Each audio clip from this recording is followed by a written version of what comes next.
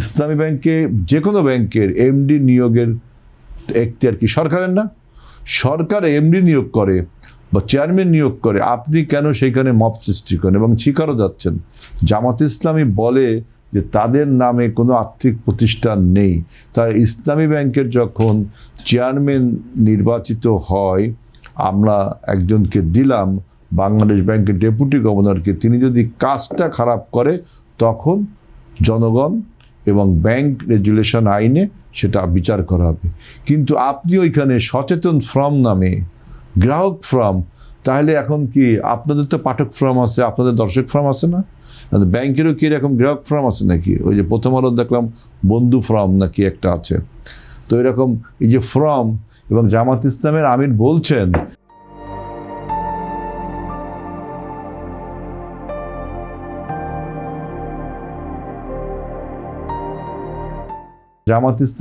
বলছেন যে এই সমস্ত ফর্মের লোকেরা সব জামাত ইসলাম করে।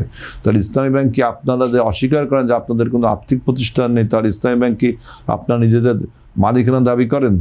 ইসলামী ব্যাংকে যে কোনো ব্যাংকের এমডি নিয়োগের এখতিয়ার কি সরকারের না?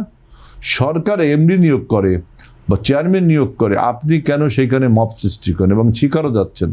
তাহলে এই মব কালচারকে কেন কেন কেন কেন আপনারা এত প্রিভিলেজ দিচ্ছেন? আপনার ব্রাহ্মণবাড়িয়ায় চলচ্চিত্র উৎসব হবে, সেই চলচ্চিত্র উৎসবে তৌহিদি জনতা নামে কারা মব সন্ত্রাসটা করলো, কারা করলো? আপনার ফিলিপনগরে যে কুষ্টিয়ায় যে বাউলদেরকে মারা হলো, তাই না? এদের সাথে কারা জড়িত?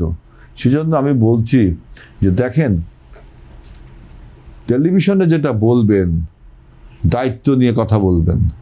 এই যে আমার খুবই বন্ধু মানুষ একজন, আমার ক্লোজ ম্যান, বলে যে দুনিয়াবি স্বার্থের জন্য জামাত ইসলামের কাছে কেউ আসে না।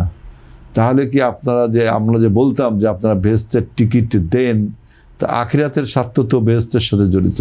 তাহলে কি আমাদের এই কথাটা ভুল? দুনিয়াবি স্বার্থের জন্য আপনাদের কাছে আসে না, আখিরাতের স্বার্থ মানে তো বেহেশত দোজখের একটা বিষয়, তাই না?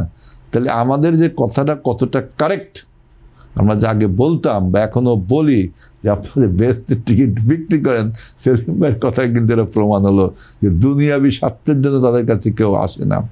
সেলিম ভাইয়ের জানা উচিত যে বেহেশত পাইতে গেলে দুনিয়া এবং আখিরাতে এক করে যোগফলে যদি আপনি পজিটিভ হন তখন ব্যবস্থা হবে।